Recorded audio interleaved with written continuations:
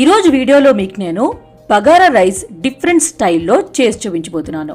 ముందుగా ఒక పెద్ద కడాయి తీసుకొని ఆయిల్ వేసుకొని ఆయిల్ హీట్ అయ్యాక దాల్చిన చెక్క, బిర్యానీ పూలు ఒక 3, జావిత్రి, లవంగి, యాలకులు, 1 టీ స్పూన్ సాజీరా వేసుకొని అలాగే ఒక 3-4 పచ్చిమిరపకాయలు వేసుకోవాలి.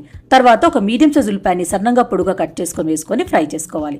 ఇప్పుడు అల్లం వెల్లుల్లిపాయ పేస్ట్ 1.5 టేబుల్ స్పూన్ వేసుకొని పచ్చివాసన పోయిన వరకు ఫ్రై చేసుకోవాలి.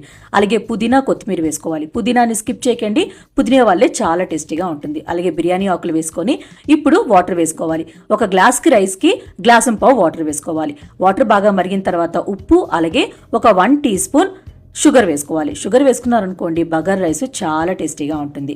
ఇప్పుడు బాస్మతి రైస్ వేసుకోవాలి. శుభ్రంగా కడిగి అరగంట పాటు నానబెట్టిన తర్వాత వేసుకోవాలి. అలాగే నెయ్యి వేసుకొని ఒకసారి బాగా కలుపుకొని మూత పెట్టుకొని 5 నిమిషాలు హై ఫ్లేమ్లో కుక్ చేసుకోవాలి. 5 నిమిషాల తర్వాత చూడండి పైన వాటర్ లేదు, లోపల వాటర్ ఉంది కదా. ఇప్పుడు అడుగు నుంచి ఒకసారి కలుపుకొని మళ్ళీ మూత